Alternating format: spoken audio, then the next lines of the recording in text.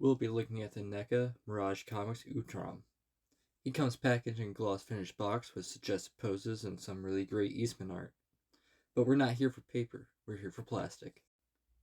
Thank you for tuning in. If this is your first time here, I normally do these review videos every Tuesday and Friday. Don't forget to follow, like, and subscribe. Or not, the view helps. I normally do longer videos on my YouTube on Thursday. I'm currently moving this month, so I'm not sure how often that will happen this past month, but in September it'll start up again. Again, thank you for viewing, and back to the video.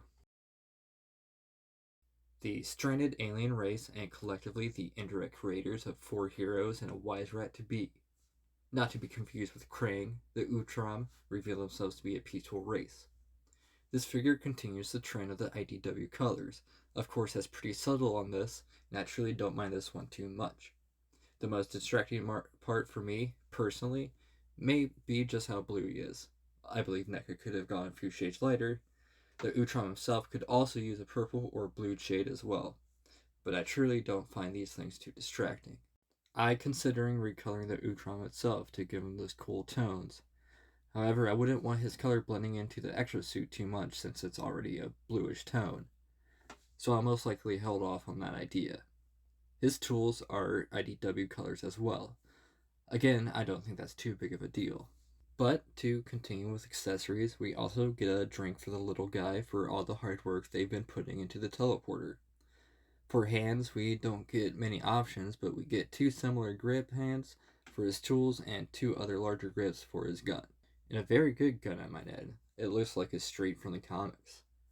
And lastly, the battle damage head. This figure could have benefited from some relaxed or open hands, but that's my only complaint. I have yet to mention how incredibly detailed this whole figure is. From all the pistons in the hands to all the wiring and tubes and robotic nonsense on his back. You can truly display this figure at any angle, and there's some incredible detail to look at that's only complemented by NECA's cell shading.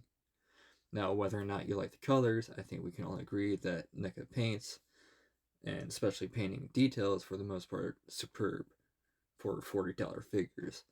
We see somewhat cheaper figures where there isn't even paint on the back of the figure, or we see more expensive figures with very little or without paint at all.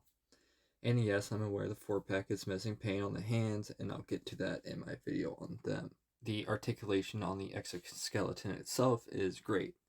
He's well balanced and can get him into some good poses. It moves how do you expect an exoskeleton to move. It's fun and hard to stop putting into cool poses. It only makes me want to buy a few more to battle it out as the TCRI building is burning down. This presentation of the Utrom by NECA is a fantastic and easily one of the top figures in this series. A remarkable amount of detail and paints to complement it. For about $40 US, you're getting a first-rate figure that's an absolute blast to play around with. And I'll tell you what, getting toys and not playing with them is like getting comics and not reading them. It's a total blasphemy. So don't be a nerd and play with your toys.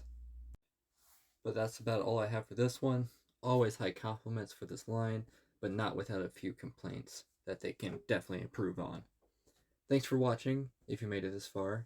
Enjoy the rest of the slideshow, and thank you for supporting APR, Action Posing Resource.